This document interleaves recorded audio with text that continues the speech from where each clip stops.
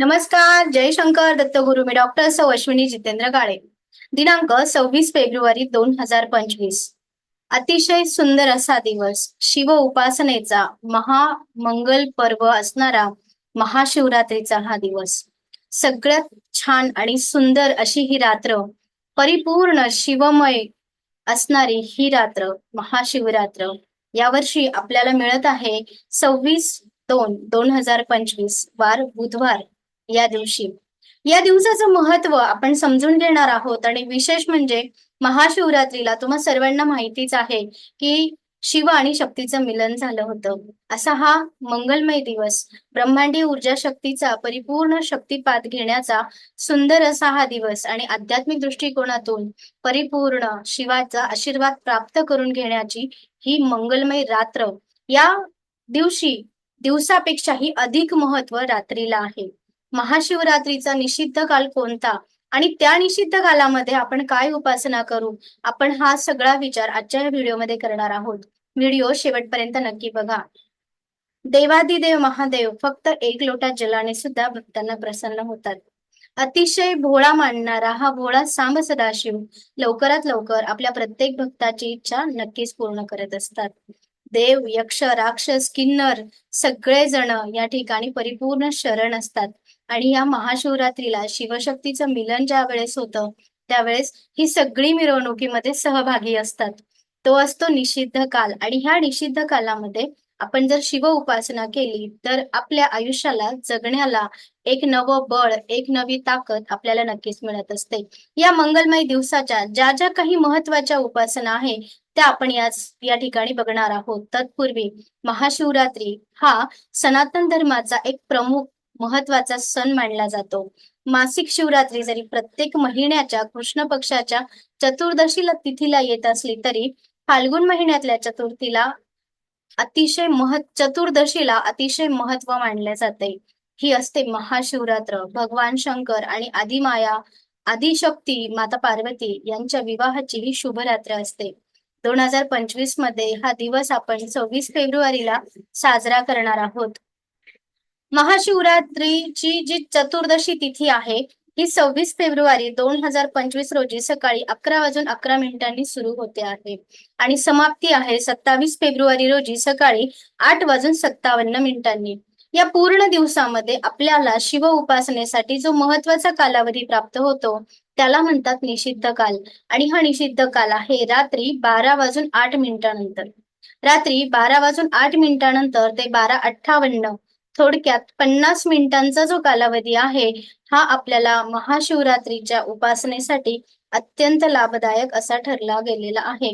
महाशिवरात्रीचा पारणा मुहूर्त 27 फेब्रुवारी सकाळी 6:39 ते 8:57 आहे. आपल्याला जो निषिद्ध काल दिला जातो ह्या निषिद्ध कालामध्ये रात्री जागरण करायचं असतं आणि हे जागरण गप्पा मारण्यापेक्षा शिव उपासनेमध्ये केलं तर ते नक्कीच फलदायी ठरतं. त्यापूर्वी शिव उपासना आपण ज्यावेळेस करतो, महाशिवरात्रीचा उत्सव जेव्हा साजरा करतो त्यावेळेस सगळ्यात महत्वाचा नियम म्हणजे शांतता ठेवावी. नुसती शांतता वरवर दिसणारी नसावी तर अंतरंगातून आपण आपलं मन स्थिर करणं गरजेचं आहे. शिवतत्वाची प्रचिती आपल्यामध्ये असते आणि शिवशक्तीची साधना करून आपण त्याला पुन्हा एकदा उजाळा देत असतो आणि शिवतत्वाचे आशीर्वाद नक्कीच प्राप्त करून घेत असतो. रेकीच्या माध्यमातून जर म्हटलं तर हा दिवस अत्यंत प्रभावशाली असतो. ब्रह्मांडीय ऊर्जेशी परिपूर्ण आपला संपर्क येण्यासाठी आणि ब्रह्मांडीय ऊर्जेचा शक्तिपात घेण्यासाठी हा दिवस महत्वाचा असतो. दिवसापेक्षाही या ठिकाणी रात्र अत्यंत लाभदायक ठरली गेली आहे. रेकीचे स्टुडंट जे आहेत त्यांना पर्सनल मेसेज किंवा पर्सनल वेगळं सेशन सुद्धा होत असतं. पण जे सर्वसामान्य आहे ज्यांना शिवाचा आशीर्वाद प्राप्त करून घ्यायचा आहे आणि प्रत्येक वेळी कुठलीही उपासना करताना किंवा कुठलंही व्रत वैकल्य करत असताना आपला स्वार्थ असतो. पण शिवरात्रीला थोडा स्वार्थ बाजूला ठेवला आणि पूर्णपणे महादेवाला शरण गेलो तर आपल्या आयुष्यामध्ये कमी कशाचीच भासणार नाही. परंतु मनुष्य देह आहे, मागितल्याशिवाय राहणार नाही. या तत्वानुसार किंवा या गोष्टीनुसार लक्षात घेऊन कोणत्या गोष्टी शिवाला अर्पण केल्यानंतर आपल्याला काय लाभ होतो हे आता आपण बघणार आहोत. जन्म आणि मृत्यू याच्या मधलं अंतर हे आयुष्य जगत असताना ह्या आयुष्याला सगळ्यात महत्वाचा असतो शिवकृपेचा आशीर्वाद. प्रत्यक्ष देवादिदेव महादेव जेव्हा आपल्यावर कृपा प्राप्त करतात तेव्हा आपल्या कुंडलीतील सगळ्याच ग्रहांची बलवत्ता अतिशय सुंदर होते आणि सगळ्या ग्रहांची बलवत्ता प्राप्त झाल्यानंतर आपलं आयुष्य आपण आपल्या मनासारखं जगायला लागतो. देवादिदेव महादेवांची उपासना करत असताना ज्योती स्वरूप म्हणजेच ज्योतिर्लिंगाचं पूजन सांगितलं गेलं आहे. जे काही आपले 12 ज्योतिर्लिंग आहेत हे 12 ज्योतिर्लिंग ज्योती स्वरूपात आहेत. परमेश्वराने ते पूजनासाठी भक्तांच्या पूजनासाठी ज्योतिर्लिंगाची स्थापना केली. ज्योती स्वरूप जर आपण पूजन करत असू तर आपल्याला दिवा दीप प्रज्वलन करणं हे पहिलं कर्तव्य आहे. आणि कशा प्रकारचा कोणता दिवा लावला तर काय फायदा होतो हे आपण आधी बघणार आहोत. जर आपल्या प्रत्येक कामामध्ये अनेक अडथळे येत असतील तर शुद्ध तुपामध्ये थोडे काळे तीळ टाकून आपण महादेवाला दिवा लावला गेला पाहिजे. आपल्याला पत प्रतिष्ठा मान सन्मान प्राप्त हवा असं वाटत असेल तर हळद आणि तूप एकत्र करून दिवा लावला गेला पाहिजे किंवा जी काही वात आहे ती वात हळदीची वात करून आपण महादेवाला हा दिवा लावला गेला पाहिजे.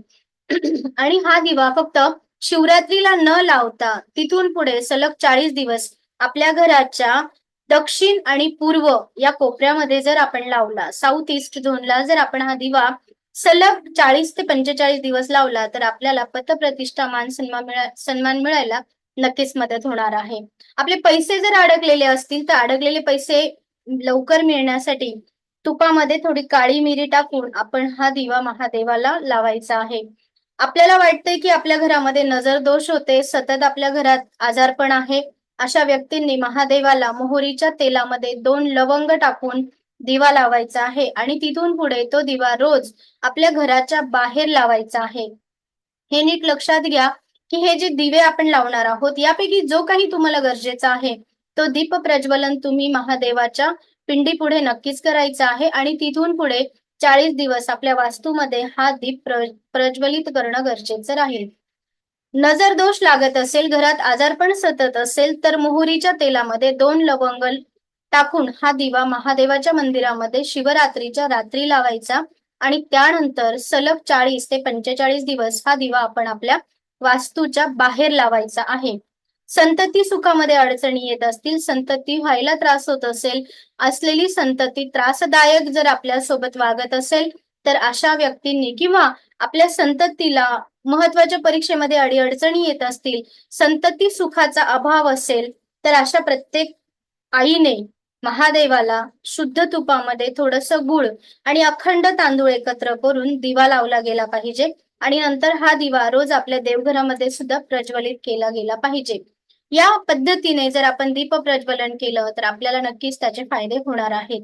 महादेवाला काय अर्पण करावं तसं बघायला गेलं तर पंचामृत, दूध आणि महादेवाला धोत्र्याचं फळ आणि फुल याच्याशिवाय काही गोष्टी जास्त अर्पण करण्यात अर्थ नाही. या सगळ्या वस्तूंनी सुद्धा शिवपूजा परिपूर्ण होत असते.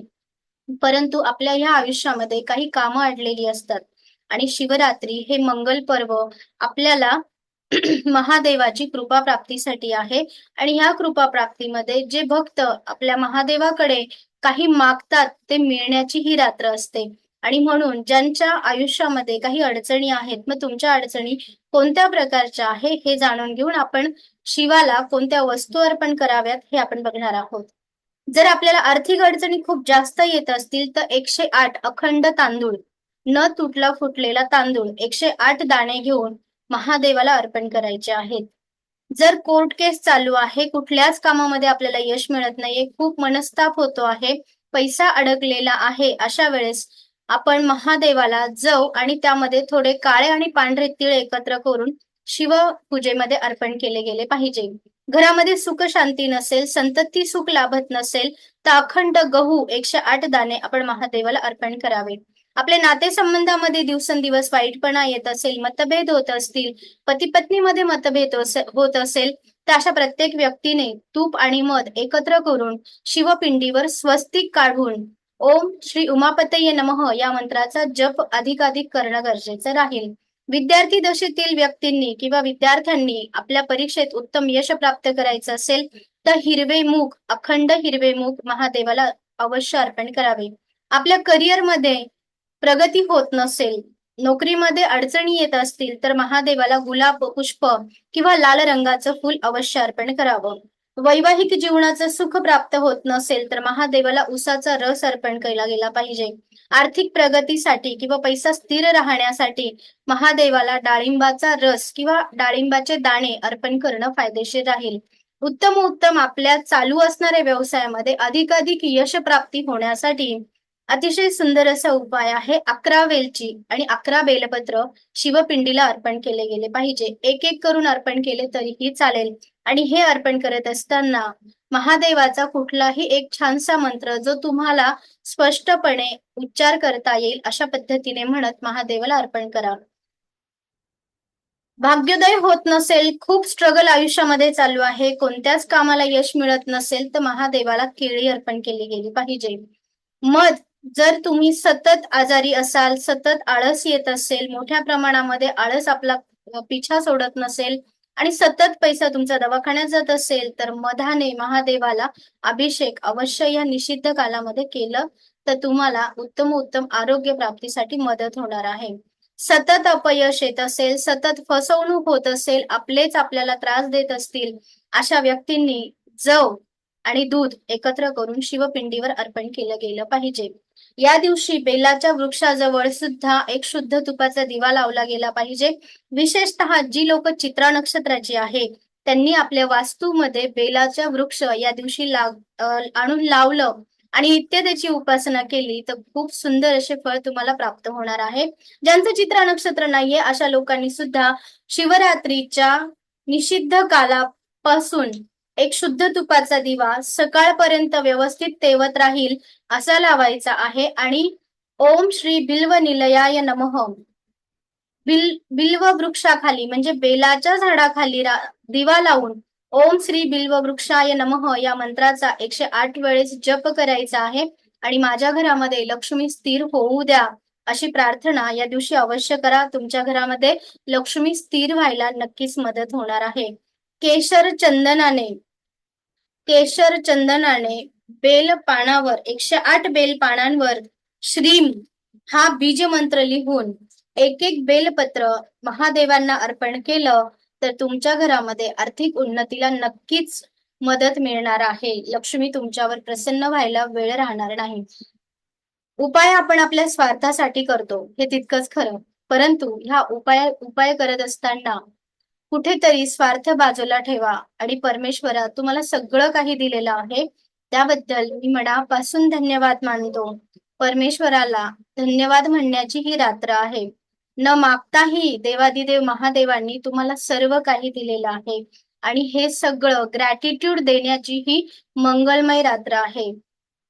मागणं वाईट नसावं, परंतु प्रत्येक वेळी मागितलंच पाहिजे असंही काही नाही. कधीतरी जे दिलंय त्याबद्दल सुद्धा धन्यवाद व्यक्त करणं हे आपलं आद्य कर्तव्य असतं.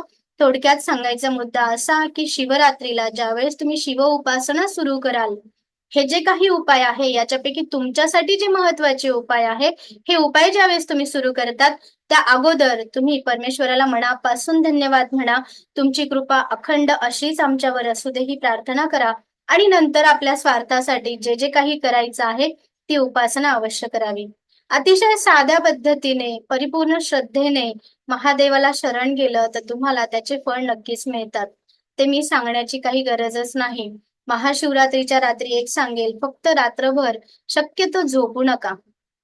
किमान 1 वाजेपर्यंत तरी जागरण असावं आणि हे जागरण कुणाच्याही गॉसिप मध्ये न करता शिवमय झालं तर ते जास्त फायदेशीर ठरेल.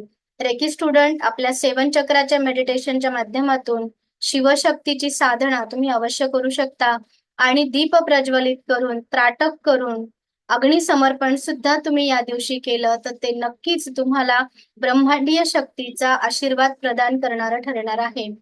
तुम्हाला जर व्हिडिओ आवडला असेल तर नक्की लाईक करा, शेअर करा आणि चॅनलला सबस्क्राईब करायला विसरू नका.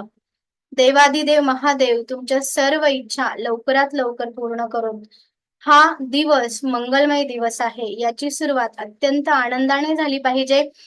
नाहीतर आपण निषिद्ध काळामध्ये मोठ्या मंदिरामध्ये रुद्राभिषेक करतोय, महादेवाला शृंगार देतोय आणि घरामध्ये मात्र वाद घालतोय, घरातल्या व्यक्तींना नाराज करतोय, तर ती पूजा मान्य होत नाही. घरामध्ये आनंदी वातावरण ठेवा. आपल्या सोबत असणारी आपली शक्ती म्हणजे आपली पत्नी, आपली आई, आपली मुलं, आपला परिवार ह्या सगळ्यांना ज्या दिवशी तुम्ही खुश ठेवाल, ती खरी असेल शिवशक्तीची उपासना. आपल्या घरातल्या व्यक्तींसोबत मोठ्या आनंदाने राहा, नातेसंबंध जपा आणि स्वतःला सदैव सकारात्मक ठेवा. कारण प्रत्येकामध्ये परमेश्वराचा अंश असतो. शिवतत्व प्रत्येकामध्ये असतं आणि त्या ऊर्जेला ओळखण्याची तयारीही ठेवा. ओळख नुसती करून चालणार नाही, तर परिपूर्ण शरण जा. बघा, हे ब्रह्मांड, हे अध्यात्म अतिशय सुंदर आहे. आपल्या हिंदू संस्कृतीची जी काही परंपरा आहे ती अतिशय सुंदर आहे. महाशिवरात्री तसं बघायला गेलं तर 12 महिन्याच्या शिवरात्री असतात आणि शिवरात्रीला परिपूर्ण काळोख असतो. हा परिपूर्ण काळोख म्हणजेच काय? महिन्यातून एकदा कुठेतरी आपल्या विचारातून शून्य होऊन स्वतःची ओळख करून देणारी ही शिवरात्री असते. चला तर मग या महाशिवरात्रीला आधी स्वतःतला परमेश्वर जाणून घेऊया आणि परिपूर्ण महादेवांना शरण जाऊया. तुम्हा सर्वांना शिवमय सदिच्छा. जय शंकर दत्त गुरु.